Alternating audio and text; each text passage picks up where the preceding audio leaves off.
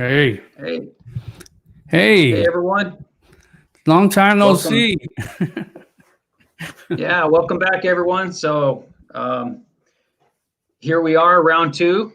I was telling Dusty before we started here, man, it was just been one of those days where if something could go wrong, it did. And that's no exaggeration, guys. I had a lot of things go wrong here today, but nevertheless, here we are. We're ready to get started. I'm pretty sad that Alicia Cordova was on here with us, and I wasn't able to say hi or talk to her a little bit. But if she's watching, I want to say hi to Alicia. I saw that she had Capri with her, and it looks like they're doing really well. Oh, was Cruz there as well? Okay, I didn't see him. I talked to her a little bit throughout the week, and she was telling me that that Capri may have had COVID, but it was a false positive. So I guess they're all in the clear over there at the Cordova house. So I wanted to say hi to Alicia. I hope you guys are doing good, Alicia. I know that you wanted to come on here and tell everybody thank you for the Christmas presents and all that kind of stuff. So I wasn't sure if she had a chance to do all that, Dusty, but no, we didn't even really get to say anything to her, to be honest with you. Okay. All right. Well, anyways, guys, why don't we get right into what we're going to be talking about tonight? What I wanted to do, my plan was before all this happened was to have Alicia on. We could talk to her a little bit, find out, a little bit about the Nick Cordova case. For those of you who don't know about that case or who Alicia is, this is a case out here in Gilbert, Arizona, where Nick Cordova was murdered back in May. And at his place of business, a couple of guys came in and I don't know exactly what their motive was. It's still all, under investigation, but they came in and murdered him.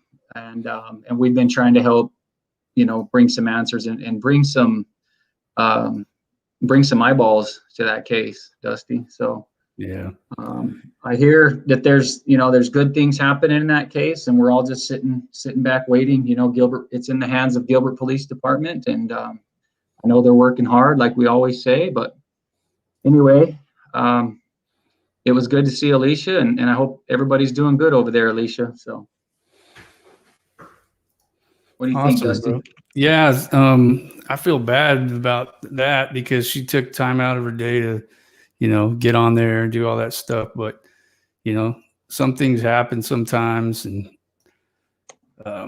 yeah, it's unfortunate. But we got plenty of shows that we can, bring her on, do all that stuff. So everything's going to be fine. Yeah, well, one of the things I wanted to mention in regards to her case was that Nick Cordova had a business partner. His name was David Sweetman. And a lot of our subscribers have researched him and know a little bit about him. I went online this week and tried to, look up some stuff about him and his wife's death, Laura Sweetman. She was a doctor here in Arizona as well, and she died under mysterious or suspicious circumstances as well. And so I went on there to try to find out a little bit more information about him, and I see that he's it looks like he's kind of scrubbing his internet presence.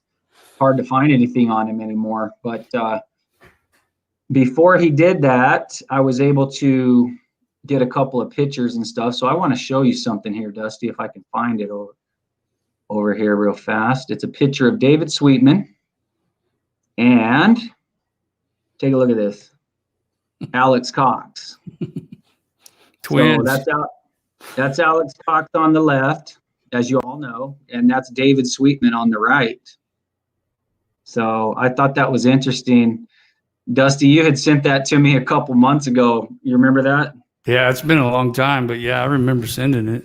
I couldn't believe how much they looked alike when I saw that picture of David Sweetman. I was like, man, those guys could have been separated at birth. Yeah. It's crazy. The faces of evil right there. They look a lot alike. Yeah, they do. But I thought that was interesting, man. There's a lot of similarities between those two physically. They look a lot alike. So if you guys want to know more about David Sweetman, You can go online and Google his name. He's, like I said, though, he's starting to scrub everything. I don't see nearly as much stuff as I saw before, but you can go on there and do a little bit more research. The reason I bring him up is because he was a silent business partner of Nick Cordova, and he was also in the building in the adjacent office the day that these thugs came in and shot Nick and did what they did. So David was there. He has told us personally, and this has been several months ago, that he had no involvement in that. So, but we'd like to have him come on our show or, do something, because right now he's not doing anything. From what I understand, he's doing a lot of things he shouldn't be doing. So anyway, I'm not going to get into a lot of that stuff about him, because we're not here to talk about him, but I just wanted to bring Alicia on briefly and talk a little bit about David Sweetman, and then move on, of course, to Alex Cox. So that's where we're at now, bro. All right. Well, let me give a brief overview of the case. I know it's hard to do a brief overview of this case, but we can try to do that. Let me switch this up real quick. Okay. We got to have a code, because if we lose sound, we're gonna know how to signal each other with this way we're putting this out here. So that's why we're doing it like this. So to start off, I'm going to give you a little rundown of some of the characters in this case. And to start you off, I'll tell you this. The Chad Dabell, Lori Valo case is a case of 2 murdered children. That's what the main focus was of this case. But this case took so many different twists and turns and different side roads that it's hard to keep up with it. I printed off a timeline last night, and it was 52 pages of paper, front and back. So like 104 pages of just the timeline. And that's just a pretty simple timeline.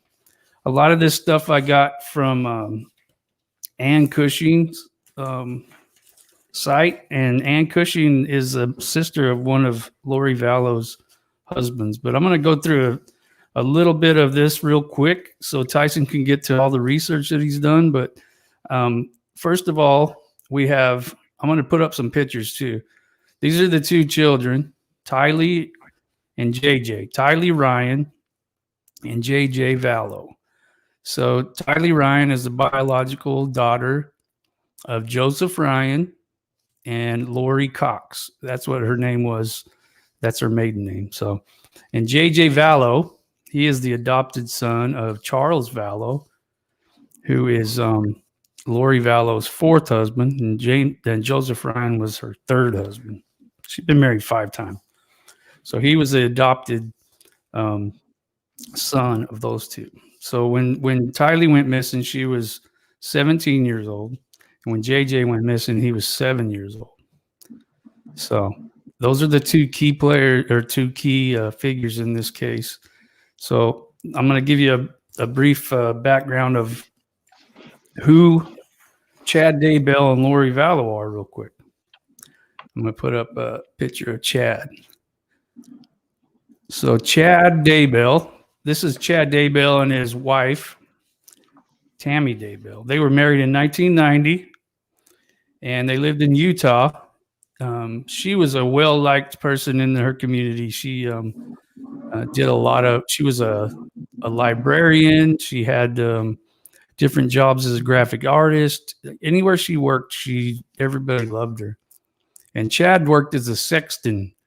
I know that sounds weird, but it's gravedigger pretty much is what that is.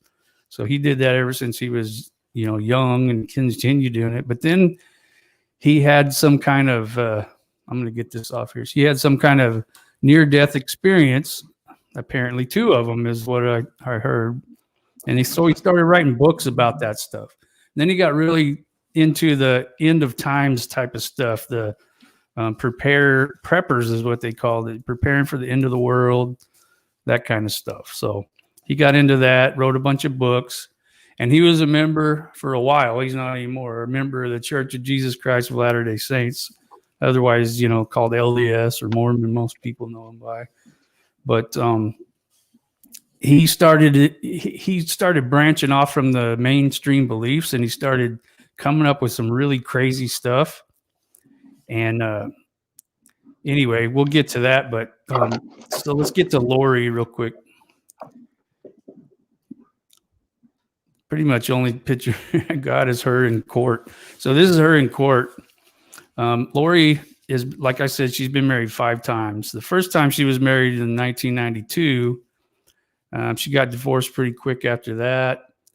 Then she married in 1995, had a son named Colby, and she was divorced a year later. And then in 2001, she married Joseph Ryan, who I mentioned. Joseph Ryan, then him and Lori had a daughter named Tylee, who I mentioned. And Joseph Ryan, he adopted Colby. So that's Colby. Let me find Colby's picture. He's on here somewhere. Here he is. So that's Colby Ryan. That is Lori Valo's biological son. And also William LaGoya, I think that's how you say his last. And that's her second husband. That was his dad. But he was adopted by Joseph Ryan. Here's Joseph Ryan with Tylee. Okay. And then we go to, after that, they were married for 3 years. They got divorced in 2004. And Joseph Ryan died in 2018 of a heart attack. Then you have Charles Valo. Charles Valo and Lori were married in 2006. And they adopted JJ. And they adopted him. What happened was his sister Kay Woodcock, her one of her children had JJ. That was so Charles is really I think like a great uncle, but he was also his dad because they adopted him. So if I got that relationship wrong, I'm sorry about that. But yeah, so here's Kay and Larry Woodcock, and that's JJ. That they're his grandparents. So yeah, so that's the connection. And that Kay Woodcock is Charles Valo's sister. So y'all got all that so far? I know it's coming. Yeah. So, all right, I'm getting through this. So now we've made it to 2006, right? By the way, Charles Valo is deceased also. He was shot and killed by Lori's brother, David Sweetman. Just kidding. Alex Cox. So, yeah. There's a lot of death in this story. Anyway, back in 2007, Alex Cox was arrested because he used a stun gun on Joseph Ryan. So he got put in jail for that. He got charged with aggravated assault in the 2nd degree. So anyway, we're going to jump up. We'll move all the way up to 2018 because nothing really happened that we're aware of until then. Joseph Ryan died in 2018. Autopsy said he died of a heart attack. He died in Gilbert, Arizona. Gilbert and Chandler, Arizona, they're going to come into play here a lot. So I said I got a lot of this from Joseph Ryan's sister, her website, Ann Cushing. She does this thing called analytics, I think is what she calls it, and it's really interesting. If y'all want to go check out her website, it's really good. But in May 2018, Ann Cushing said that she spoke to Lori, and this was like a month after Joseph Ryan had died. And Lori says this. This will give you a little glimpse of how she started. She said, Lori speaks to Joseph Ryan's sister, Ann Cushing, about the end of the world. Lori says, sometimes I think it would be better to put my kids in a car and go over the side of a cliff. So what the heck? Why would you say something like that? All right. So Chad Dabell, let's go back to Chad. So, because we're getting ready to have a merging of these two people. So Chad, like I said, he did the prepper stuff. You know, he would speak at these conferences called Preparing the People. He was a pretty famous guy in that world. He would speak on podcasts. He would be a main speaker at these prepper things, and he was getting quite a little following. And you know, he's a nerdy looking dude. You don't think he would be very charismatic. I watched one of his speeches, and he's just nothing. It's nothing really. I don't know what was going on, but anyway. So in the fall of 2018, Lori Valo and Melanie Boudreau. Melanie Boudreau is. I'll introduce her. So that's her in the back. These are all her kids. This is her ex-husband, Brandon Boudreau, and he will come into play. And by the way, Melanie's name's not Boudreau anymore because they're divorced and she's already married again to a guy named Elin Pulowski. So this is Lori Valo's niece. So she starts getting into all this prepper stuff too, and she goes to a preparing a people conference, and her and Lori meet Chad for the first time. And Lori goes up and speaks to Chad afterwards. And then Lori starts going on this podcast that Chad's on quite a bit called the End of Days podcast. These people are really like into dying and the end of the world and all that. So anyway, there's a dispute on when they actually met. Somebody sent him an anonymous email with an alternate theory that Melanie Gibb said that Lori and Chad met on 10/26/18 at a Preparing the People conference event in St. George. It doesn't matter when they met. We're just going to say they met. So in October of 2018, Chad starts emailing Lori.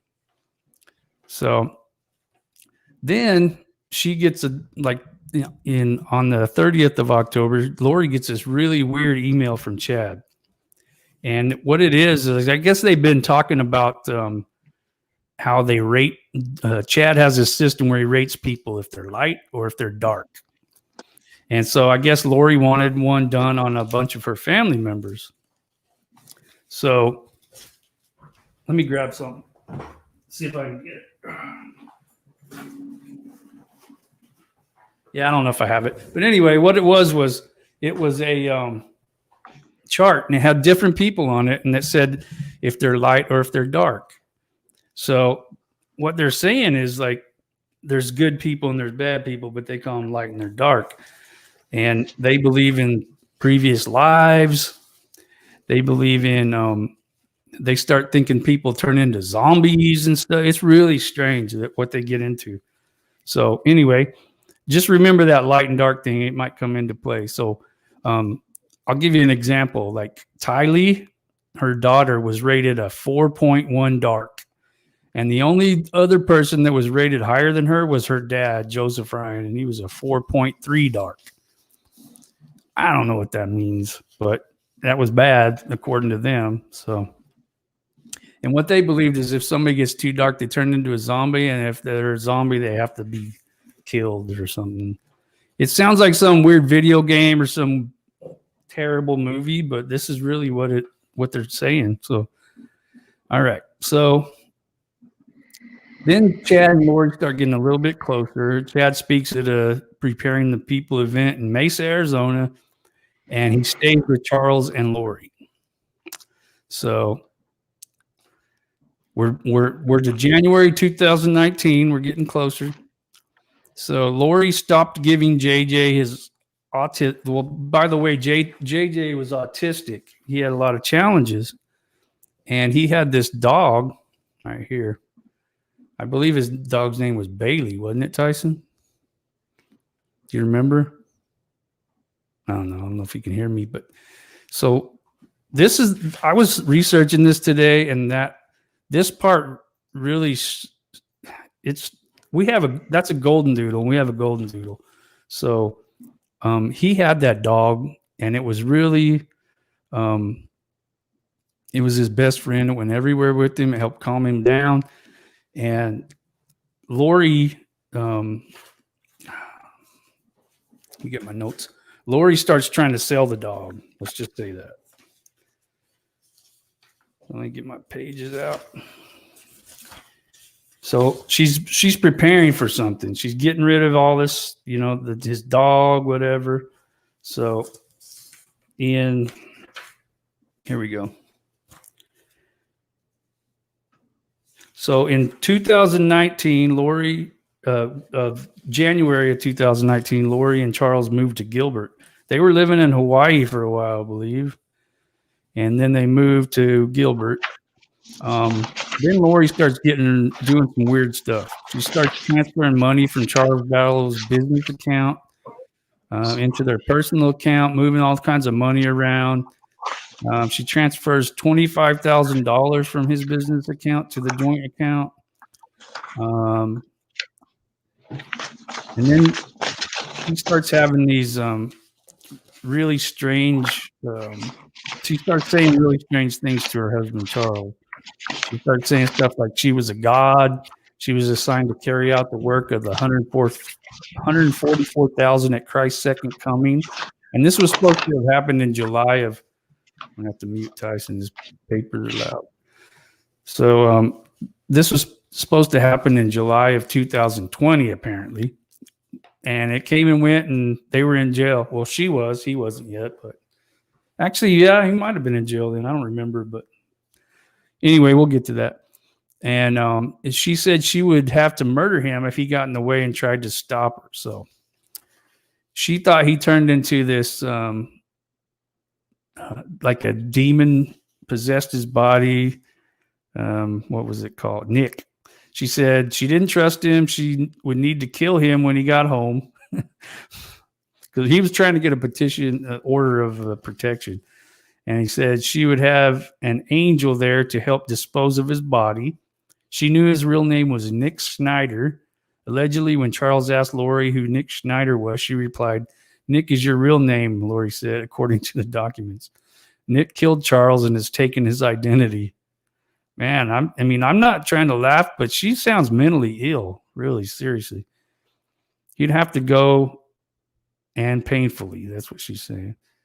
So also threatened to destroy him financially, according to court documents. She was doing a good job of that already, taking all his cash. But all right, we're getting close to Tyson's part. So you get a pretty good idea of what's going on. So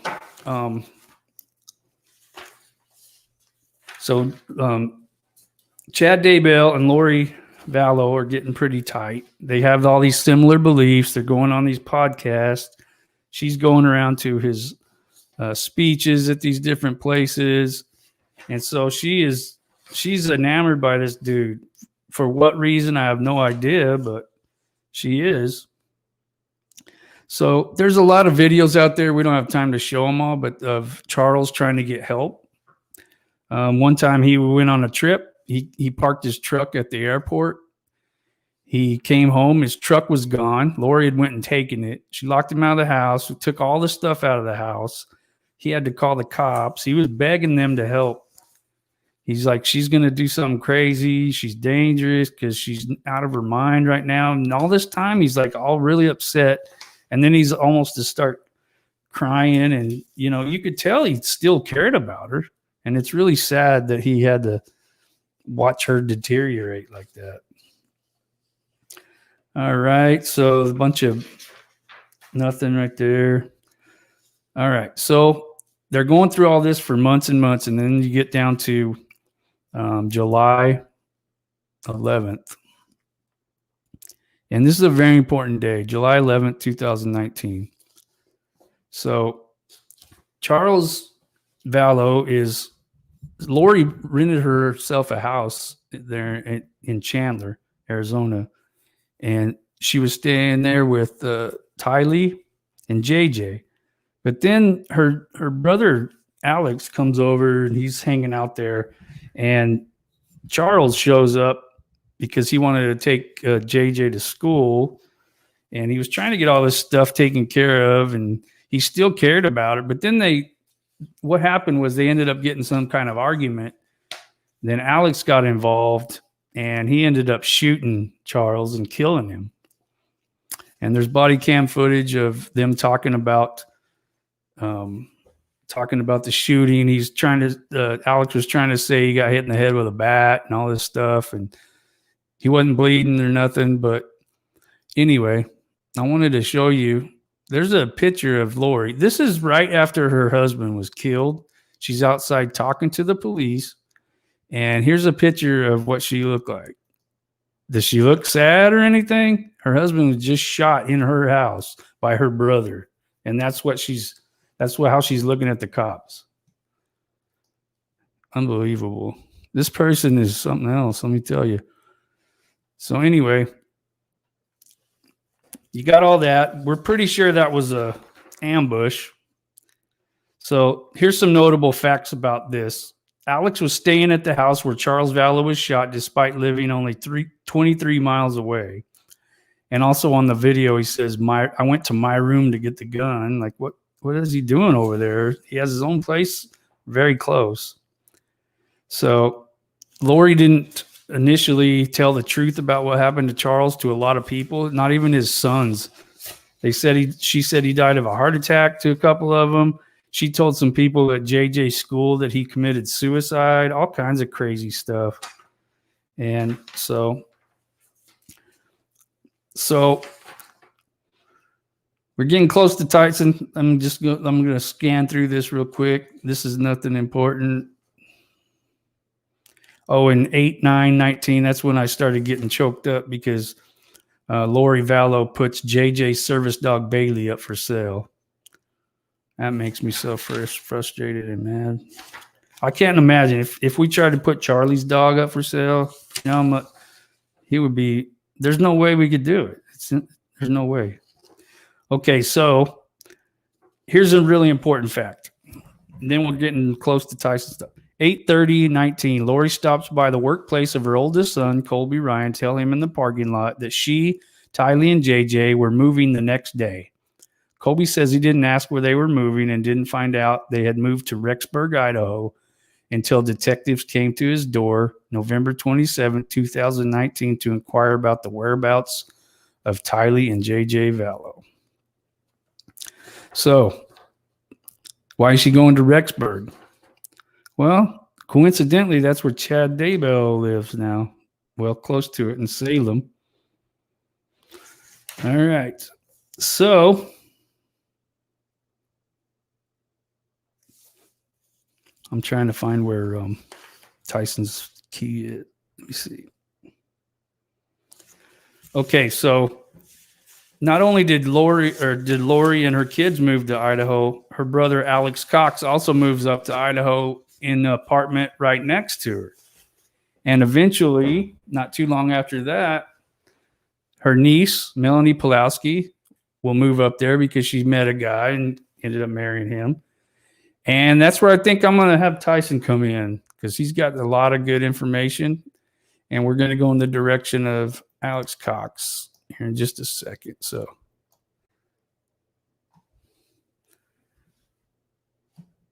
you guys to know that I only heard about every other word of that, or every third word. So I wasn't able to follow it too closely, but I got the gist of it. And so what I want to do is I want to pick it up right. Well, actually, that's the thing is I had a hard time deciding where to pick this case up, right? Like I wasn't sure how to begin this timeline or where I should start, but what I decided on was on October 9th, 2019. And the reason why that date is significant is because on that date, we're told that Tammy Dabell was in her Salem, Idaho driveway at her house, and somebody dressed in all black approached her.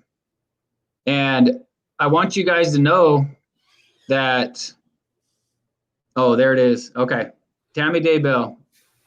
Okay, neighbors, something really weird just happened. I want you to know so you can watch out. I had gotten home and parked in our front driveway. As I was getting stuff out of the back seat, a guy wearing a ski mask was suddenly standing by the back of my car with a paintball gun. He shot several times at me, although I don't think it was loaded. I yelled for Chad and he ran off around the back of my house. I have no idea what his motive was, and he never spoke, even after I asked him several times what he thought he was doing. I was about to smack him with my freezer meals from enrichment when I decided to yell for Chad instead. So So this is where I decided to start this journey tonight, ladies and gentlemen. Thank you guys for joining us, and thank you, Dusty, for giving that background. It definitely sets the table for what we're about to talk about tonight. But in case you guys are wondering where this happened, let me just show you a quick video. I'm going to show this one, Dusty, just so they can kind of get a visual of where this took place. You can see a sign on his door. You can see a sign on his door that says we are not speaking to the media. This house is vacant, but I just talked to some neighbors or some friends of the family, whatever, that said the daughter Emma lives. Did that freeze up? Did that play, Dusty, or did that freeze up? It played. It didn't freeze up. Oh, okay. All right. On my end, everything's freezing up for some reason. This is going to be really difficult, but I'm gonna muck through this, guys, because I really want to get this information talked about tonight. Anyway, guys, this is where I decided to start. This was Plan A when they decided that they were going to take out Tammy Dabell. You know, Dusty kind of set the table for all this. Chad and Lori had fallen in love, and they wanted to be together, and so they decided they put their plan in motion, and this was Plan A, to take out Tammy Dabell. And so this is what and guys, I'm going to be reading a lot tonight because I typed most of this stuff up. So if I'm looking down, I'm looking at my notes here. So just bear with me as I read a bunch of this stuff. But it says on October 9th, 2019. You can see a sign on his door that says. I don't know why that started. I don't know why that started either. But so anyway, he approaches the house with a gun. And we all pretty much know who that was, right? That was Alex Cox trying to carry out Plan A. When that didn't work, 10 days later, on October 19th, 2019, family members find Tammy dead in her home at age 49, according to a Rexburg Police Department news release. The death was ruled due to natural causes. Tammy had seemed healthy when her father, Ron Douglas, saw her 2 weeks earlier. Douglas told Fox 13 Salt Lake City. Douglas was, he said, a grief-stricken Chad called him after Tammy died, saying she had gone to bed the night before with a terrible cough and never woke up. So, you know, I know just for the dynamics of the situation with Ron Douglas, who is Tammy Dabell's dad. They live over in Springville, Utah. But I know the dynamics that Chad was very trusted, not only in this family, but he was also trusted in the church. He was trusted in the community. He was very trustworthy. He was an author for the LDS Church, and you know it's not easy to make it to the big time, as a lot of the authors know, but he had books published that were actually selling in LDS bookstores across the country, like Deseret Book and also Siegel bookstores. So he was kind of put on a pedestal. You know, he was very trustworthy. And so when Tammy died, the coroner came and said, "Hey, Chad, do you want to do an autopsy?" And his response was, "No, it's okay. You know, she just died of natural causes. It's God's will." And so they rushed her off to Springville, Utah, and buried her, and you know, just rushed her into the ground without an autopsy.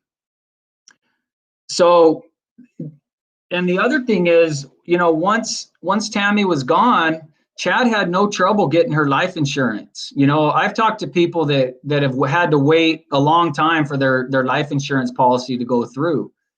Sometimes months, you know, sometimes 6 months, but not Chad. Chad had that $430,000 deposited into his account within 2 weeks. So I'm sure he had an insurance agent that trusted Chad, that didn't. You know, there were no red flags. There were no warning signs. Everything was on the up and up. So Chad was given that money, $430,000 in life insurance in late October. So I want you to think about the timeline here, ladies and gentlemen. So Chad has a lot of money in his account. Tammy is now gone. She's buried in Springville, Utah. And of course, JJ and Tylee have been missing now for a while. You know, everybody was wondering where they're at. So I'm going to jump ahead a little bit to around Thanksgiving time. So we're going to jump into November now. By Thanksgiving, Alex ends up back in Arizona with Zulema.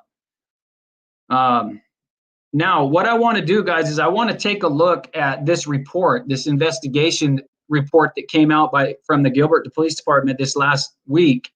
Gilbert Police Department kept the investigation open for about 13 months. They were investigating the death of Alex Cox. They thought it was suspicious, and they were looking at it real closely. Well, it's not, guys, it's not that they don't know certain things, what happened. It's just they don't have the physical evidence to keep it open any longer. So it's one of those things where they know what happened.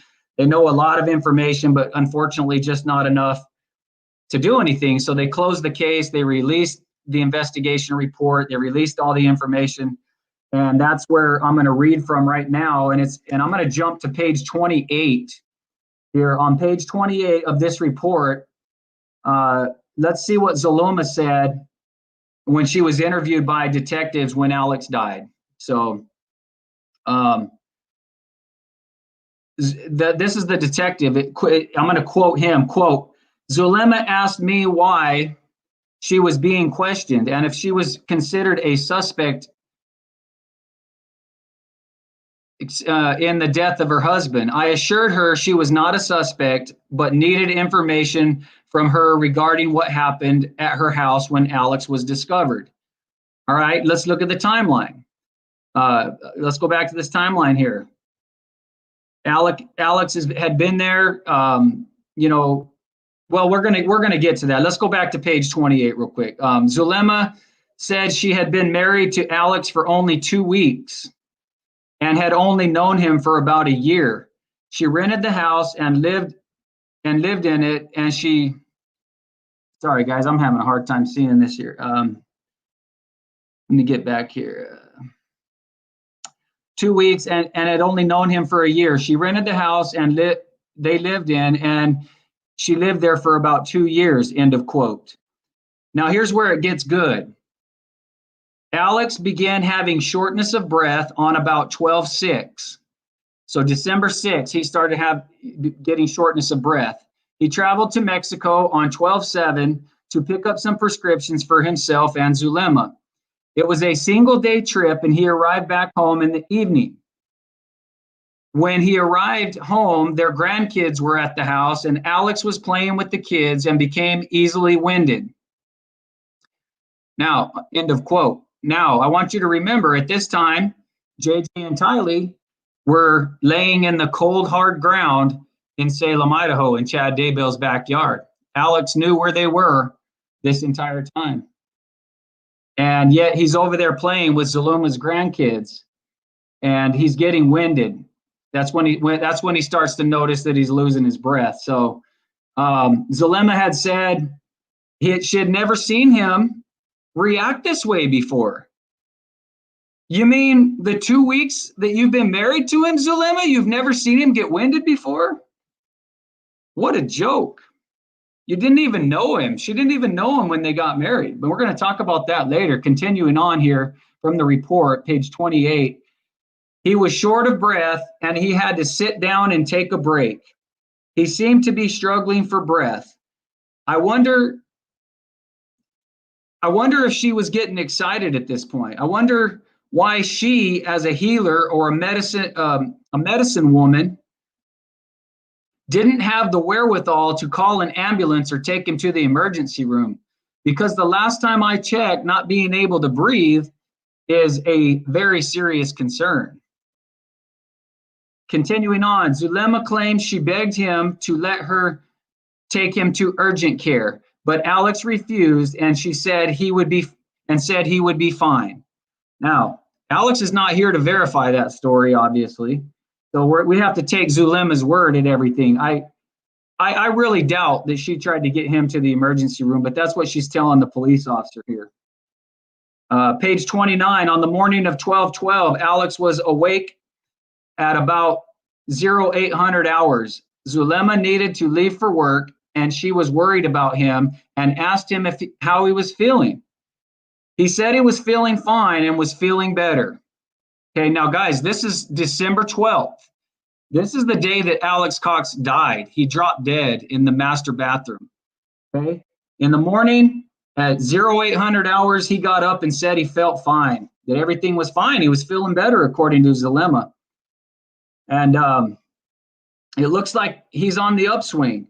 And Zulema left for work. Well, later in the day, the report says that Alex,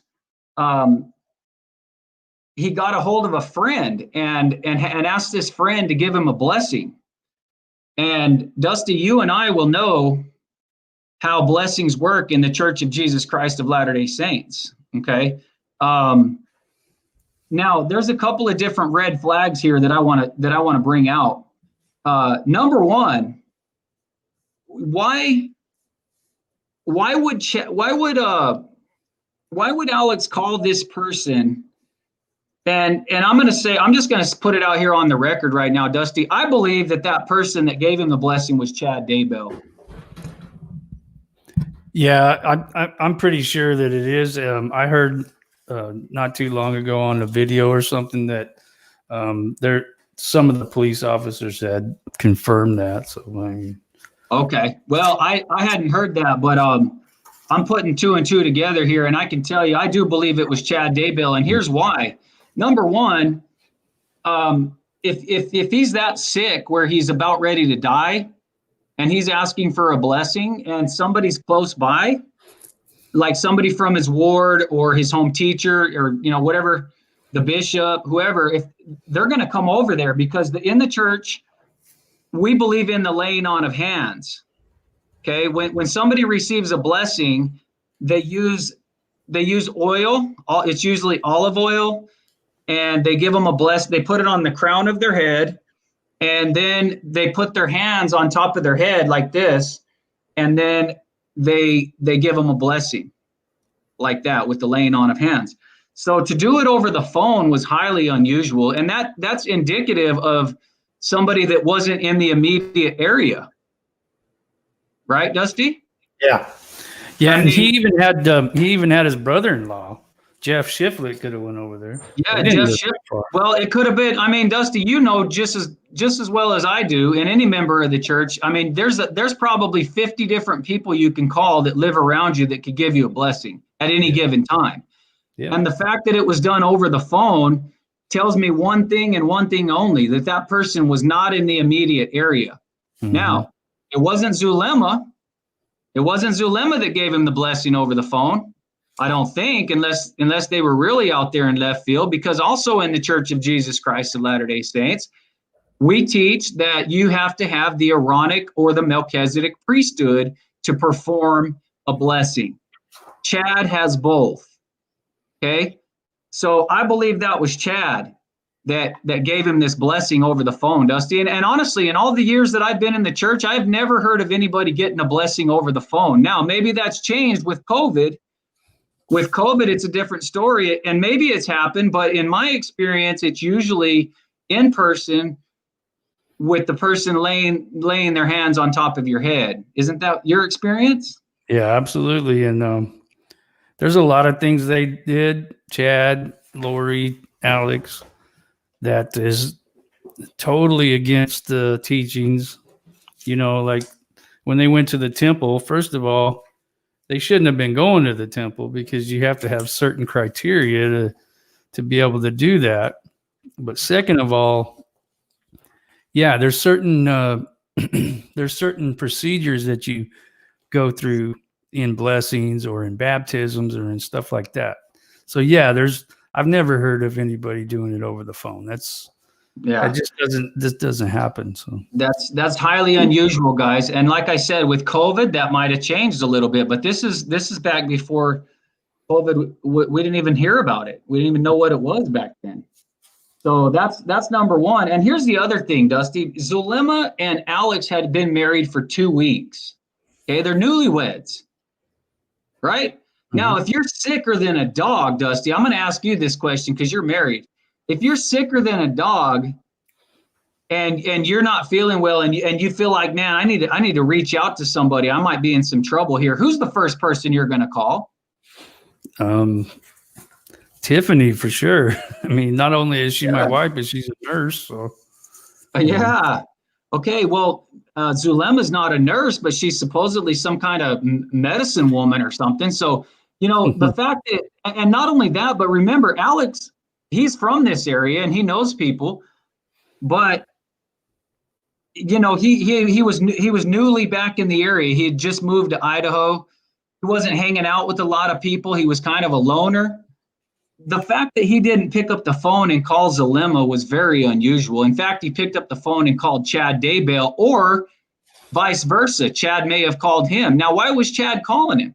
Let's go on, dude. I want to take a look at this report because there's a lot more red flags that are about to come out. I'm going to go back to page 29. Okay, I got to find my spot here on my notes. So it says it's redacted. The name is redacted, but like I said, I feel like that's Chad. So Blank then told Zulema, called or texted Zulema and told her Alex was not doing well and she needed to leave work and go home. She called Alex and he was having a hard time talking to her. Okay, so let's picture that. So Zulema hears from Chad. Chad texts her. And what are the chances of that? Alex, he just fell to the floor. He's sicker than a dog, and him and Chad are in contact with each other. Now, I've been following true crime for many, many years, guys. This is a huge coincidence, right? How many stories have we heard about people falling down on their floor, dropping down and laying there for an extended period of time, maybe hours, maybe days? Okay, the fact that Alex was sick and falling down to the floor dying and Chad was texting him at that moment is a coincidence. It's a big coincidence. So I got to find my place here, Dusty, real fast. On page 29, it says, Alex was having a hard time talking to her, so she told him she would drop off her client and come right home. She said she was in the area of Higley and Baseline and was not far from her home. Okay, that's a red flag. I want to stop right there for a second. Okay, why is that a red flag?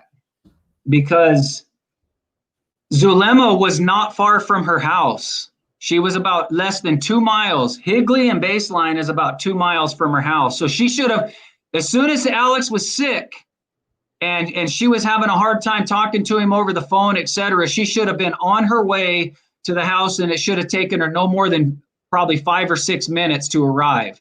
So what was she doing? What was she doing the whole time? If Alex is that sick, and not only that, but I'm jumping ahead a little bit, but why didn't she call 911? We're going to get to that in a minute. But anyway, that's a red flag. She took her time getting home.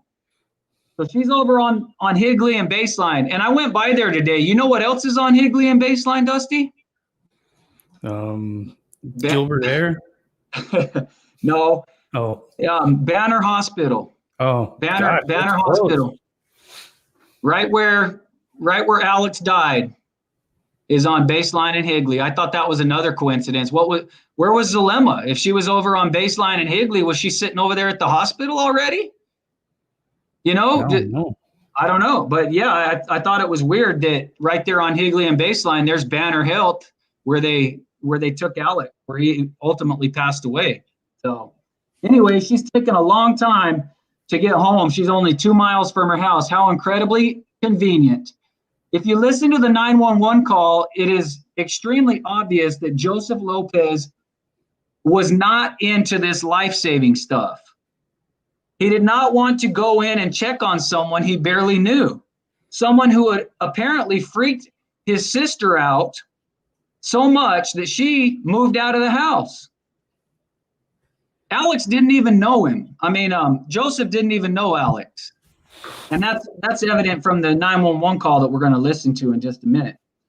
But the research that I was able to do on Joseph Lopez, he suffers from severe depression and anxiety. And so the last thing he wanted to do was go in there and check on this guy that he didn't even hardly know. He didn't even want him in the house.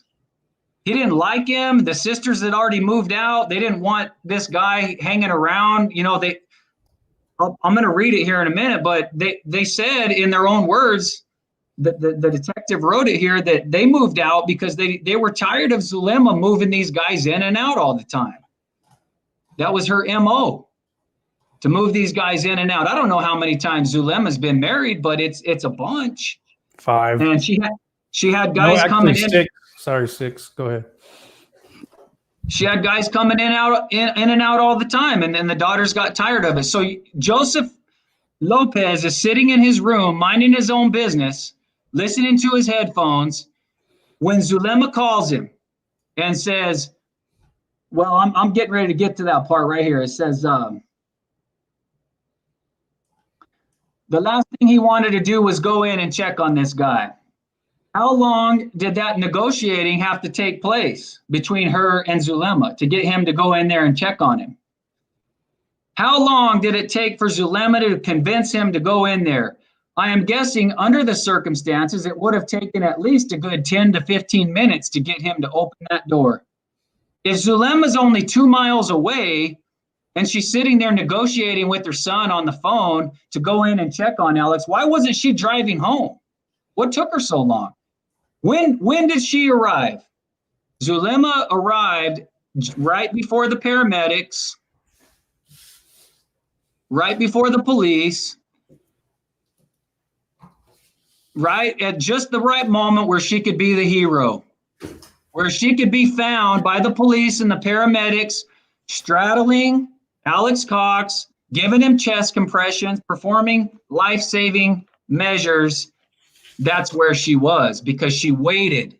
She waited for just the right moment to come walking in that house right before the paramedics, where she could be frantic and she could be worried and she could look like she was giving him CPR. She should have been there long before the paramedics, Dusty. Yeah. That's a red flag. All right, I'm going to get back to this because I have a lot to read here. Actually, let's go ahead and listen to that call. We're going to listen to the call now from Joseph Lopez. Here we go. Thank you for sticking around with us, guys. We got 721 people in here. I love you guys. Enjoy this. December 12th, 2000. Yeah, click on it again. I'm clicking on it. Maybe you have to do it on your end. I don't know. December 12th, 2009. December 12th, 2019. 15 hours, 20 minutes, 19 seconds. 911, where is your emergency? Hi, I need an ambulance to...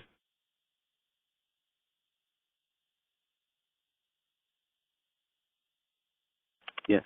Why do you need an ambulance? I have a older male, a middle-aged male. He is breathing? Yes, he's breathing, but very, very highly breathing. Okay, let me transfer you to Mesa, or the medics. Do not hang up. Okay. Is this due to a Fire and medical, what is the address of your emergency? Go over with it. Caller, are you on the line? Hello, is Hello? anyone there? Yes, this is. I'm here. Okay, you're for... Yes, that's correct. Okay, what is your emergency? I have a older male here named Alex. He's just passed out here on my bathroom. Okay, is he awake Are you right breathing? now? I think he's passed out. Okay, you think he's unconscious? Yes. Okay. Is he breathing normally, like you can see his chest rising and falling?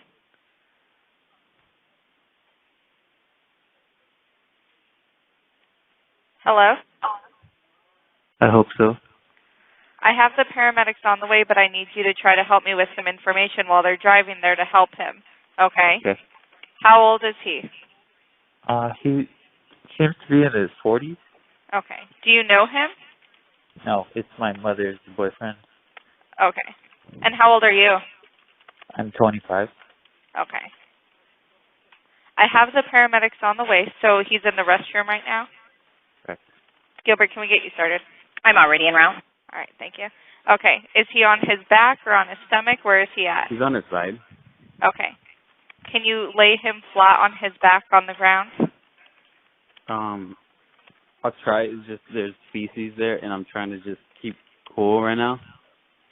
You said he's what? There's feces on the ground. Okay. I know that's gross, but if we can just go ahead and get him flat on his back, I want to make sure he's breathing, because if he's not, we're going to do a few things. Gotcha. Did you say he's cool, like cold?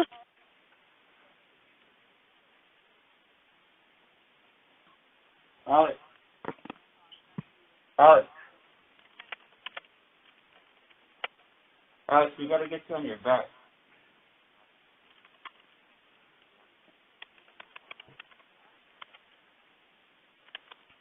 Alex. Does he seem more awake or more asleep? He's more passed out. Okay. Is he opening his eyes or moving at all? He's breathing. Okay. Is he breathing normally, like his chest is rising and falling? He's not making any weird sounds? Yeah, he's making a very exhale sound like.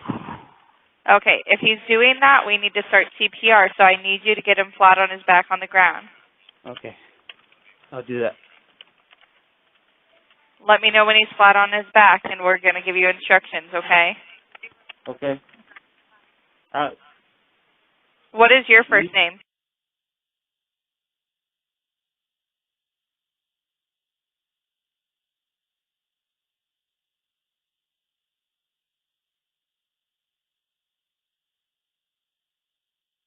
Okay. I don't think I could do that, man. I know this is difficult, but you're only helping him, okay? I know, the paramedics. What is your name? Anxiety and depression. Okay, what's your Anxiety name? and depression, I can't. What is your name? My name's Joseph. Joseph? Okay, Joseph. The best thing for us to do for him right now is to...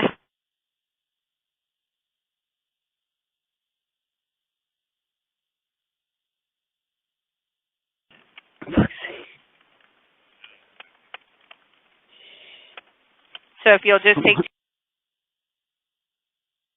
Oh, fuck. I know it's not ideal, but you're doing a really good job by helping him if you can do that, okay?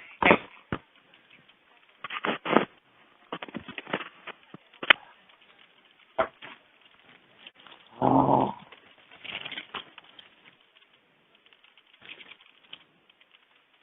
Yo, Alex. Alex. He's not breathing. No. No, he's too big. Okay, just try to get him on his back so we can do chest compression. My mother just got here. Okay, give her the phone then.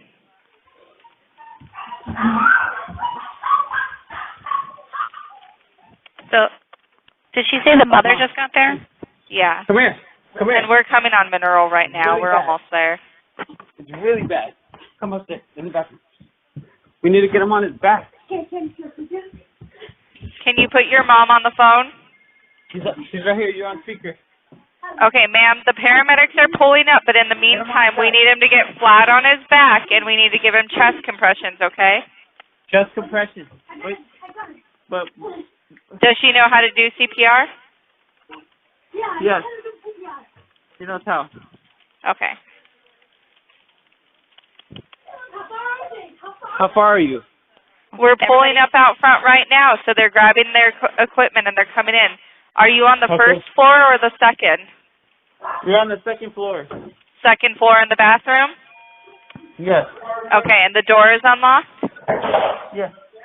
Yes. Okay, do you see the paramedics now? Yes. Okay, Joseph, you did a good job. I know that was really scary, but thank you for your help, okay? Joseph, Okay, before you thank hang up, I need your last name. Okay. Joseph, let the paramedics do their business and tell me what your last name is. Lopez. Joseph, what's your last name? Lopez. Okay. And what's your date of birth, Joseph?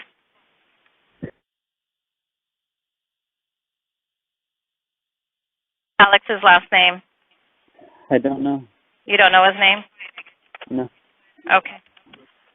All right. Do you let the officer in? Yeah. Okay. Sounds good. I'm going to let you go. Bye-bye. December 12th, 2019. 15 hours, 27 minutes, 27 seconds.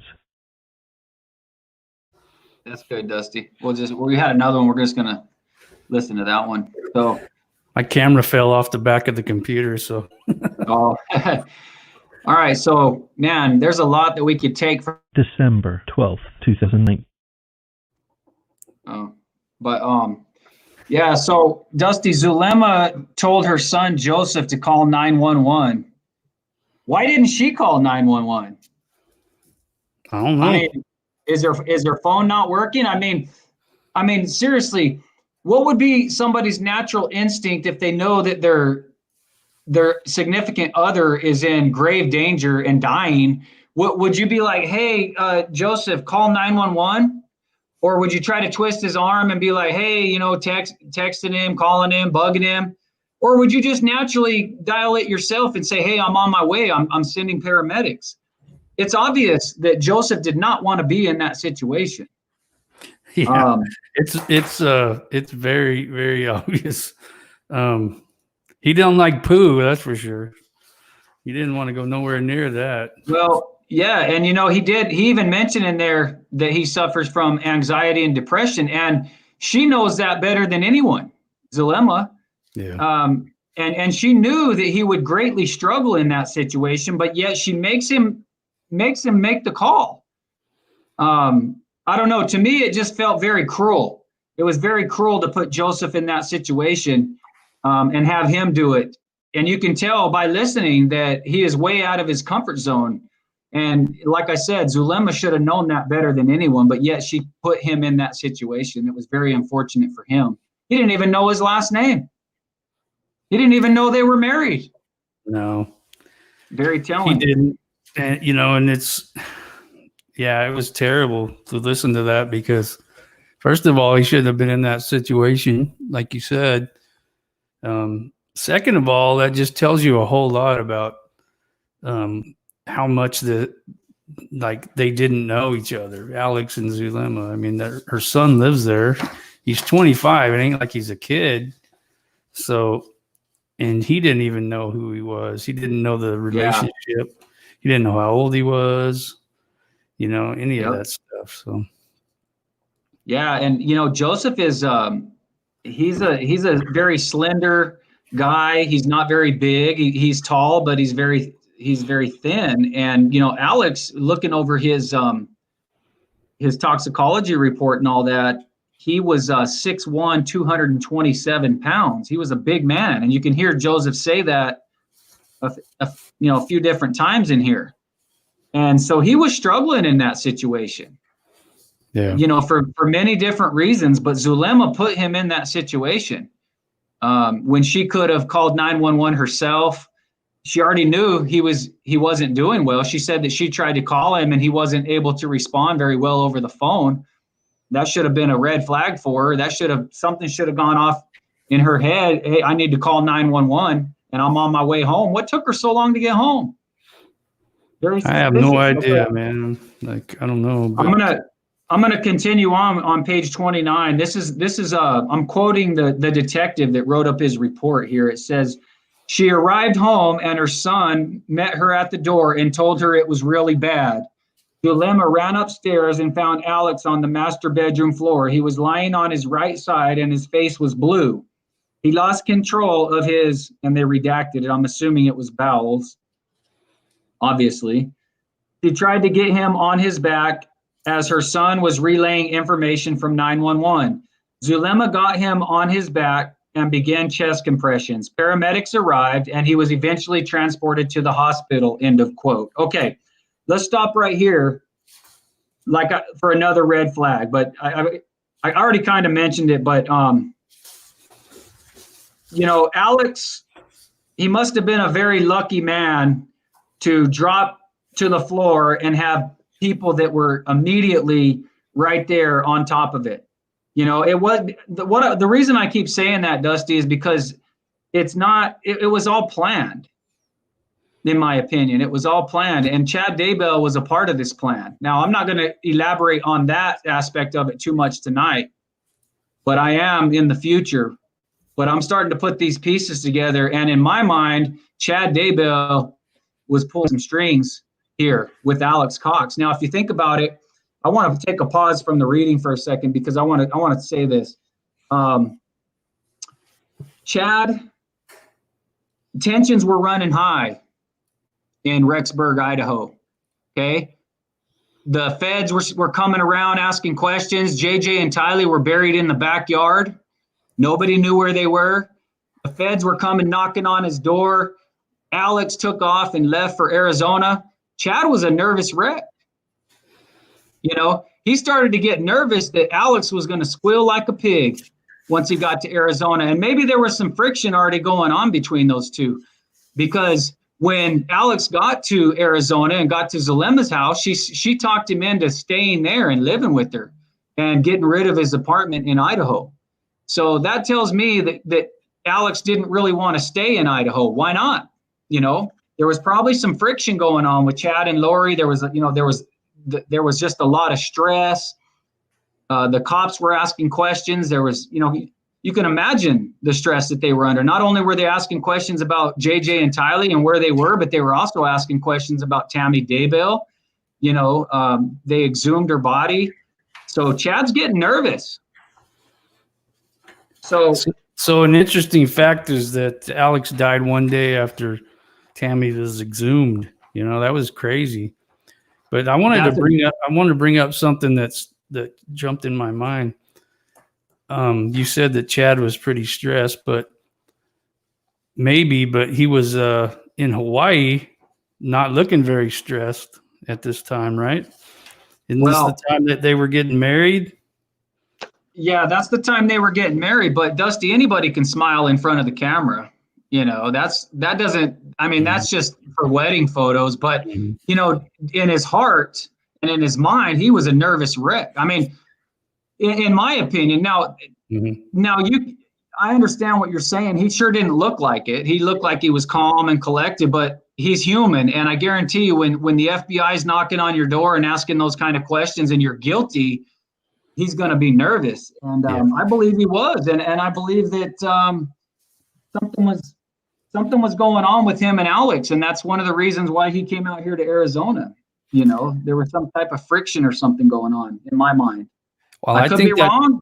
Well, I think that's one of the reasons they went to Hawaii, because if you remember when the police came looking for Lori, Chad was over at Alex's house, and he said the same thing to the cops that Zulema said when they were asked about Lori. Oh, well, I don't really know her, you know, even though they were both really close to her.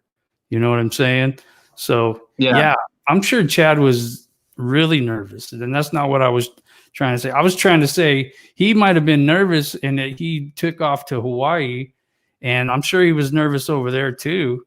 But man, I'm not sure Lori was, though. You know what I mean? Like, so I don't know, man.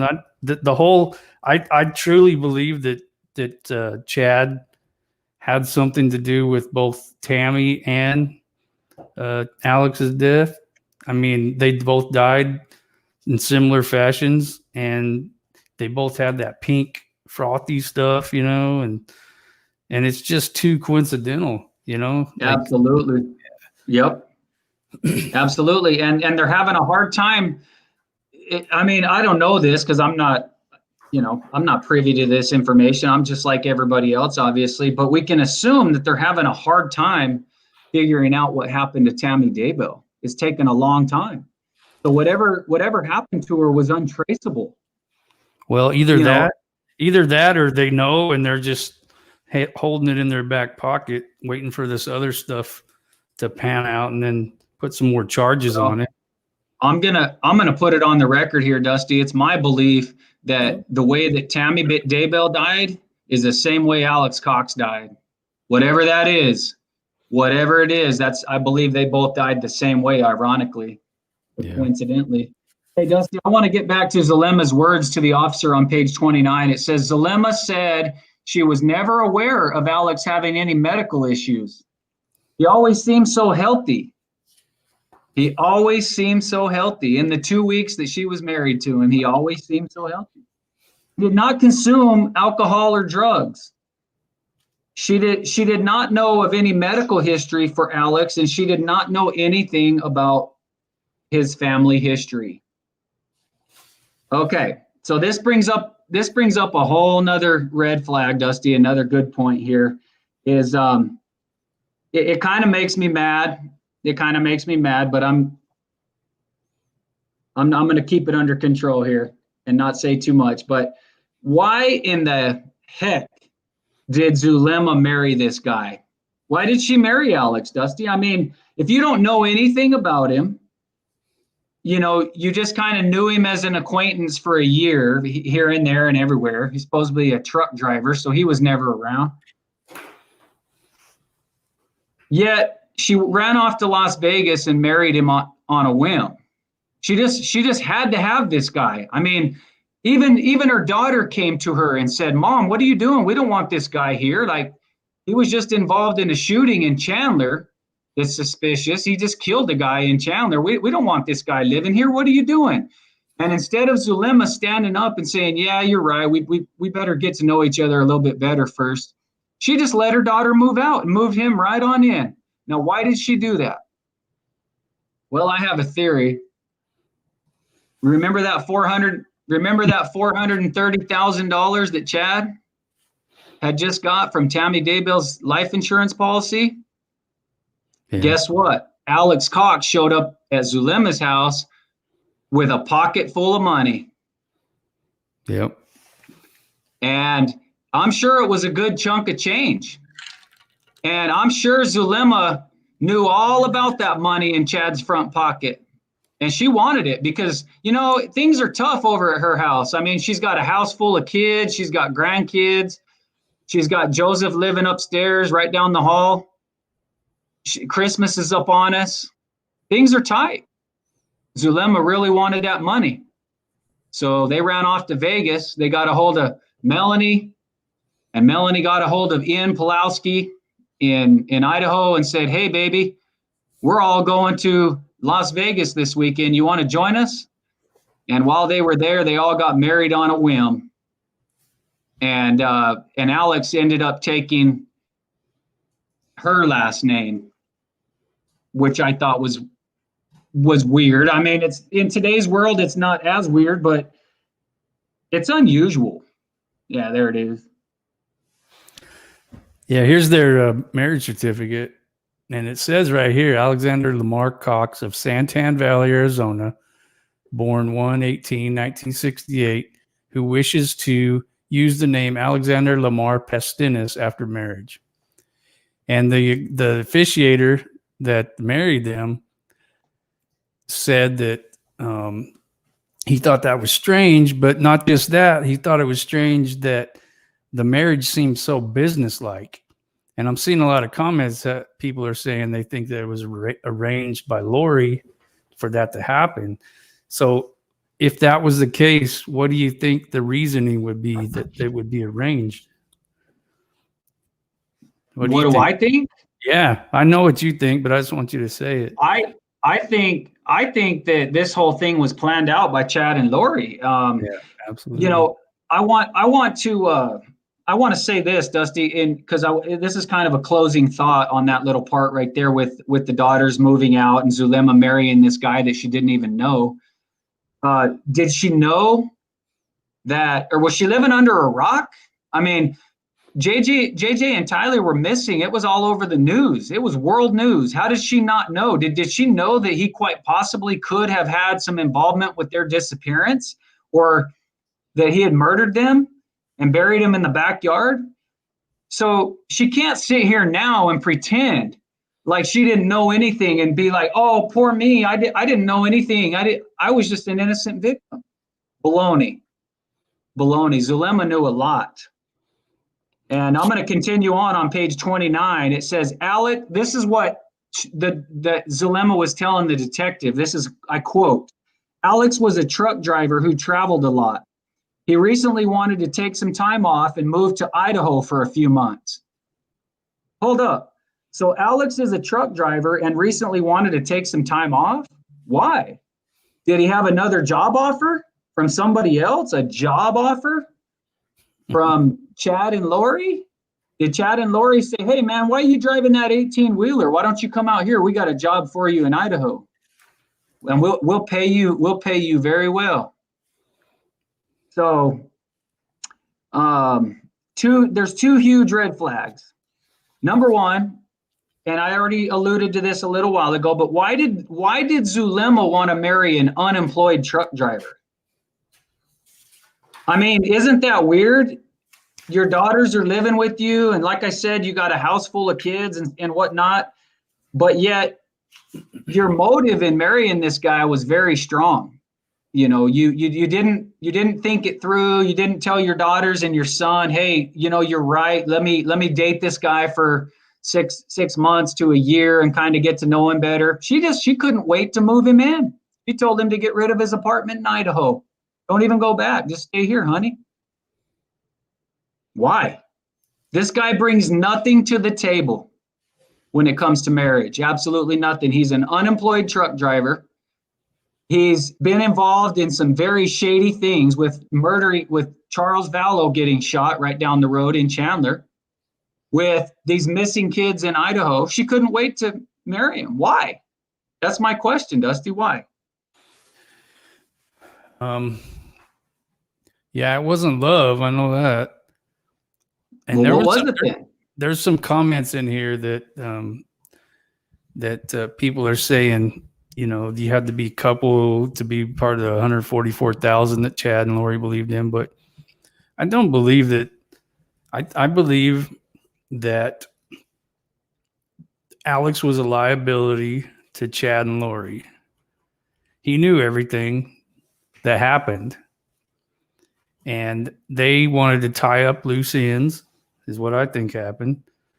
And Alex was a loose cannon, and even though he professed to believe every single thing that they, according to Melanie Gibb, everything that Chad and Lori preached, he believed it.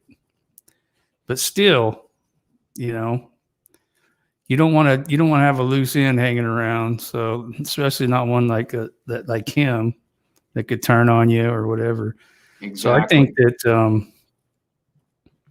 you know, and somebody else put that maybe Zulema is in a higher order than him, you know, as far as their beliefs and stuff. That's why he took her last name, and she might have just been, you know, a hitman. I mean, that sounds weird, but you know what I mean? Like, yeah, she was part of the getting rid of him thing. So, I don't know. Yeah. So Dusty, Alex, I'm going to kind of do a recap here because we're well over the hour, but I want to get through some more of this stuff here. Alex ends up back in Arizona with Zulema with a pocket full of blood money, and Zulema can't wait to get her hands on it.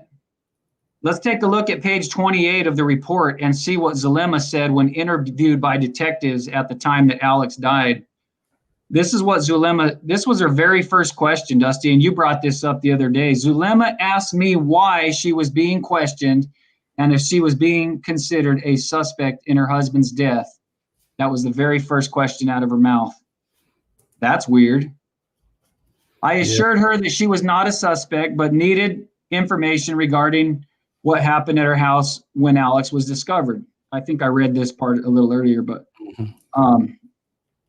okay, now let's look at the timeline for the shooting of Brandon Bordeaux. Does that match up, Dusty? That was one thing that I didn't have a chance to verify, but I think that was later on, wasn't it? What are you talking about? The shooting with Brandon Bordeaux? Yeah, that was let me look. That was that was a different trip. I was just wondering if that's when Brandon was shot at when Alex and Melanie came down around Thanksgiving, but I think it was later on. It was before that. Okay. All right. So I'm going to skip over that part then. because I got to do a little more research on the shooting at Brandon Purdue.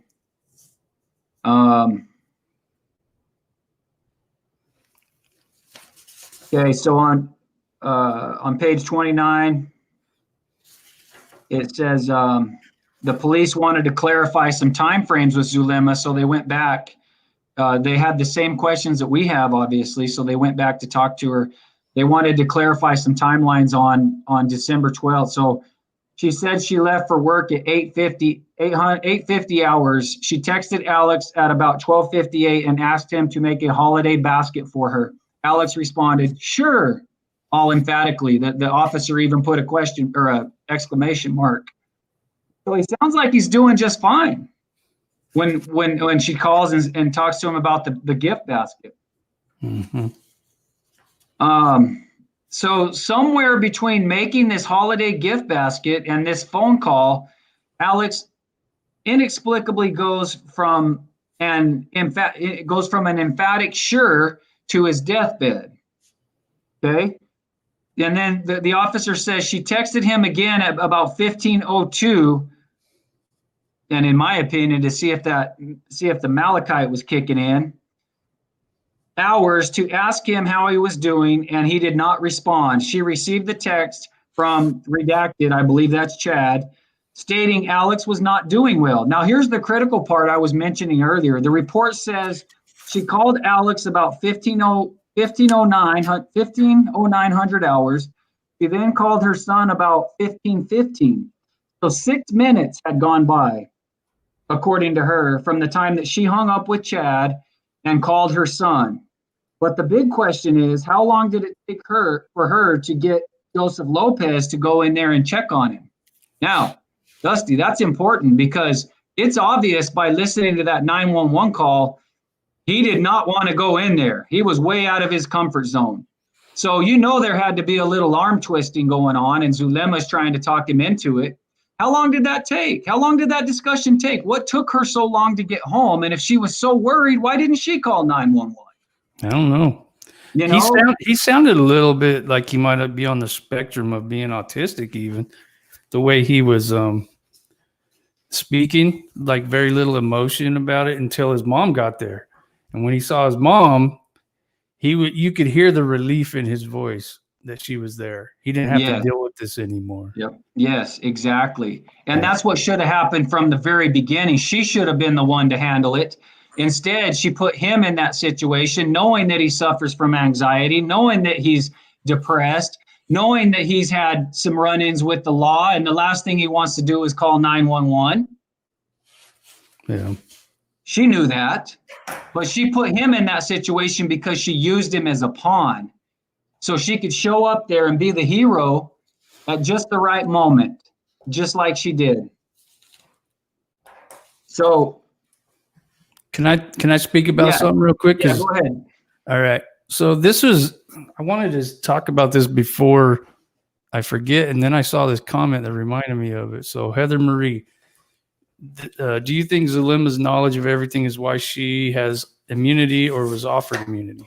That's a good Tyson and I question. spoke about this last night, and I was thinking about something that popped into my head, and I mentioned it to Tyson, and it's this.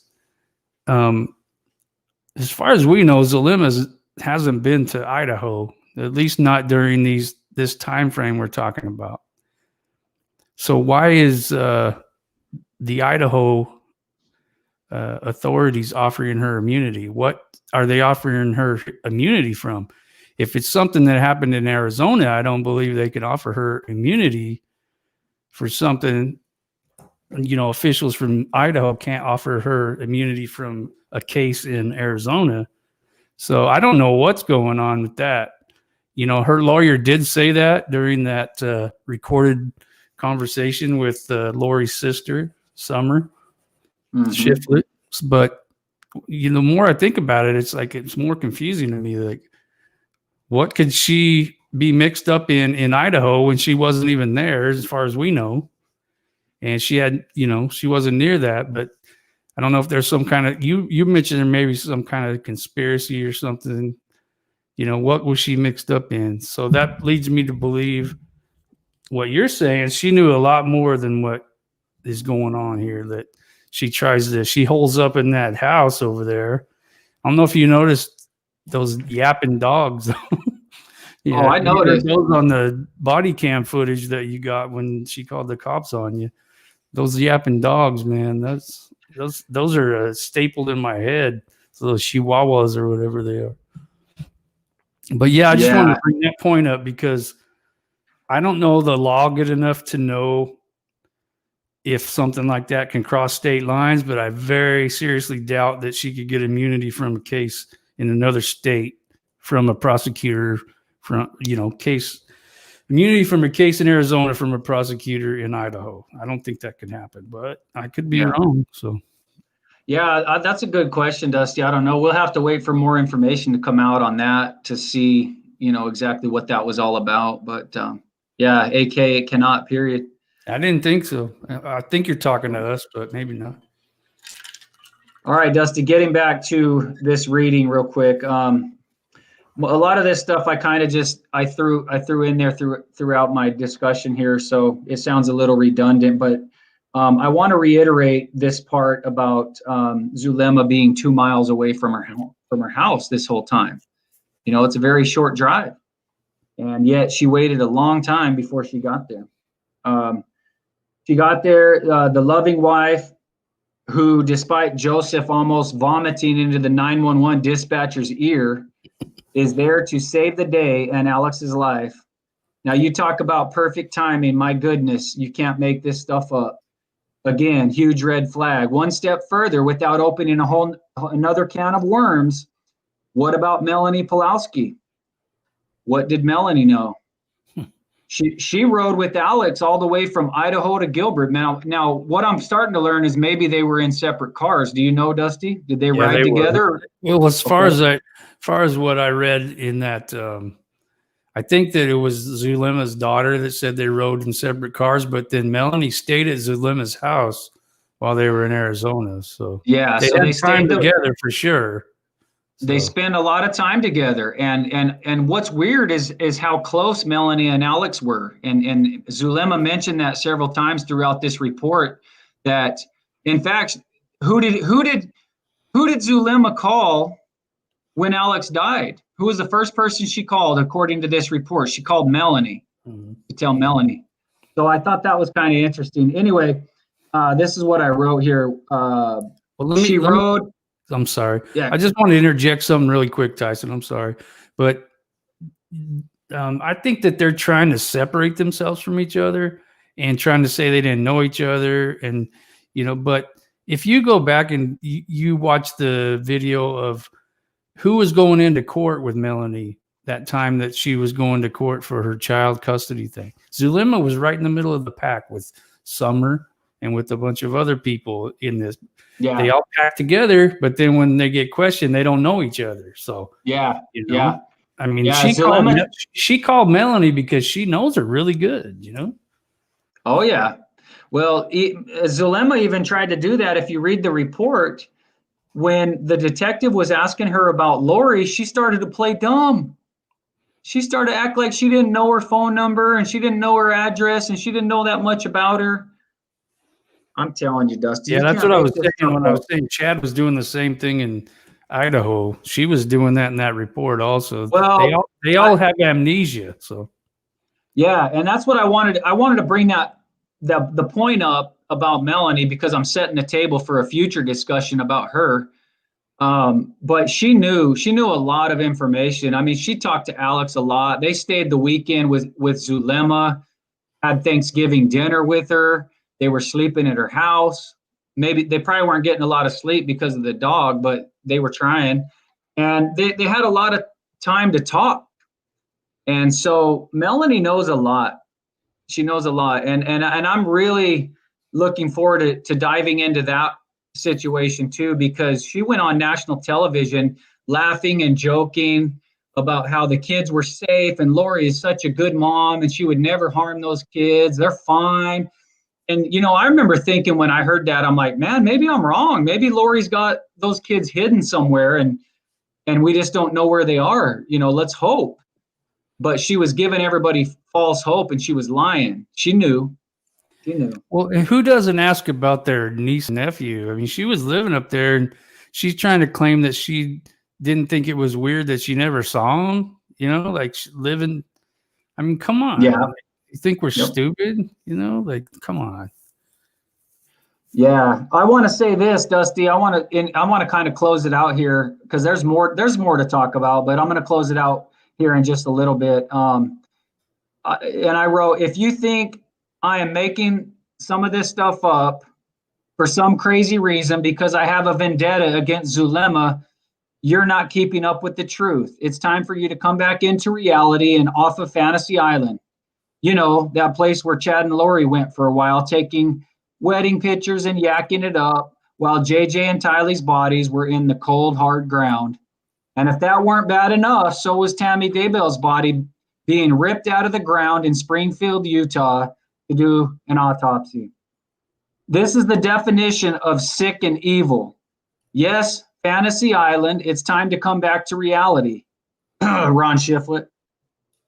Do you think that the Gilbert Do you think the Gilbert Police Department would keep an active investigation open for 13 months looking into this situation if everything was clean and there wasn't like a million red flags? They closed the case for one reason and one reason only.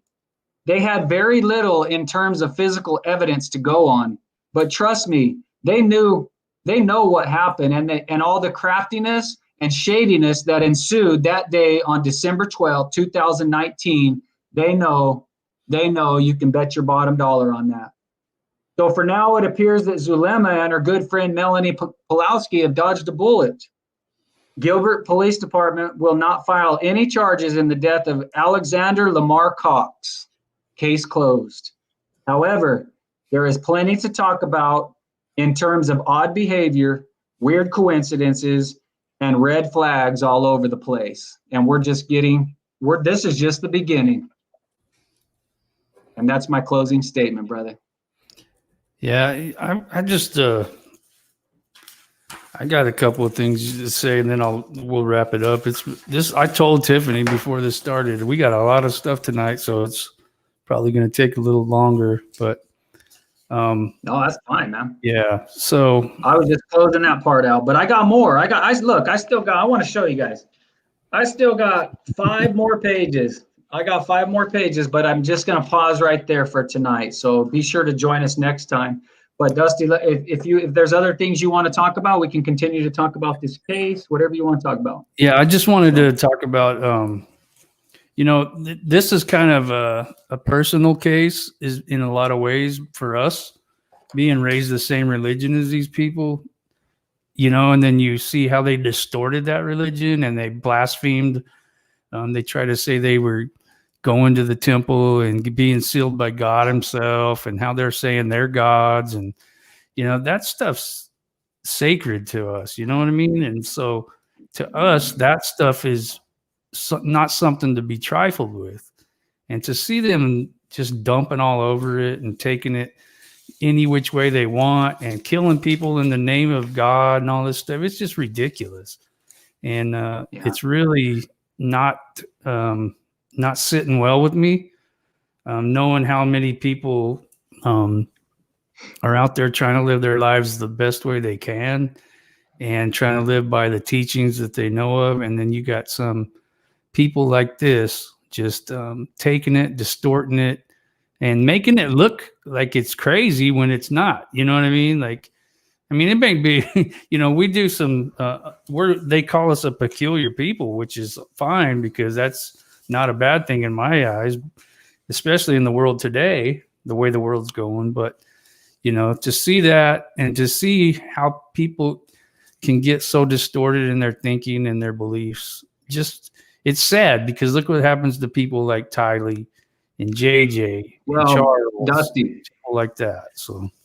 I'll never forget the court hearing, the very first one that Lori had when they still had her in Hawaii. Do you remember when she walked into the courtroom that first time in Hawaii? I don't think I do. Not if you remind me, I'll probably remember it. Okay. Well, I remembered it because of her odd behavior. She was laughing. She was smirking. She did the same thing once they got her back to Idaho. Remember, Kobe Ryan was sitting there, and so was Larry and Kay Woodcock. They were in the audience or in the courtroom. I do. And she got up, and she's handcuffed and everything in her little jumpsuit, and she just gets like the biggest smirk on her face, you know. And the reason I feel like she did that, besides being totally crazy, is she truly believed that JJ and apparently Tylee, I got to do a little more research on that, but she believed that they were dark spirits and that they needed to be eliminated. Yeah. And that she did them a favor. So to speak to your point, that's how far out in left field they got in terms of religion. That's so far. I mean, that's not even close to any Mormonism or LDS teachings that I've ever heard. And I've been associated with the church for a very long time. I've never heard anything remotely close to that. No. So, and that's something they created. Yeah, and she was telling Charles, like she was a god and all this stuff. And they thought they were doing, like you said, I mean, they felt justified, and I can understand one person going that way and maybe another, but then you have a whole group of them doing this kind of stuff, killing, doing awful things. And it's just, it's sad, it really is. But, if you read, history as far as religion goes, that stuff's been going on for a really long time. You have that kind of stuff, and it's been happening for a really long time. But it's still, when it's this close to the time you live in, it's a little more real. And to see these people, and then you go back and you see how they acted knowing what we know now, it makes you sick. They're dancing around on the beach, doing all that stuff while their kids, like you said, are laying in the cold ground, while his wife is laying there. I mean, for those of you, we didn't mention this, but Chad and Lori got married 17 days after Tammy Dabell died. And they were messing around before that. It was obvious. And Melanie Gibbs said they were, and I don't believe everything she said, but I do believe that, she told the truth about some things. I mean, when you see Chad tapping her on, like Nate Eaton said, the rear end, tapping her on it coming out of that storage shed in that one video, that's not.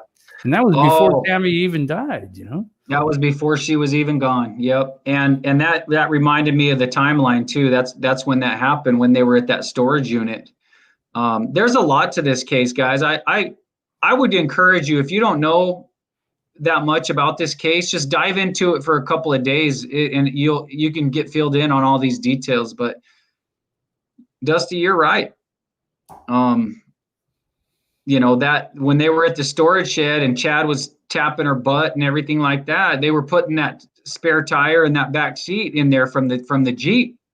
And that's when Alex took it down to Arizona and shot out of the back of that Jeep. He shot at Brandon Bordeaux. We're going to talk about that another time, but yeah, we got a lot. I mean, there's so many details. There's so many other, like I said, when I started, like it's so many side roads to this.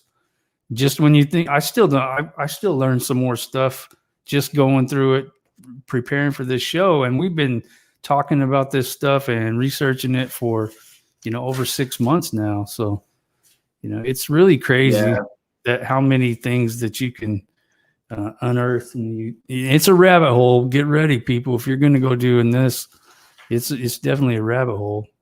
You'll see a lot of stuff you probably don't want to see, and read about stuff and people's lives being destroyed. And man, it's rough.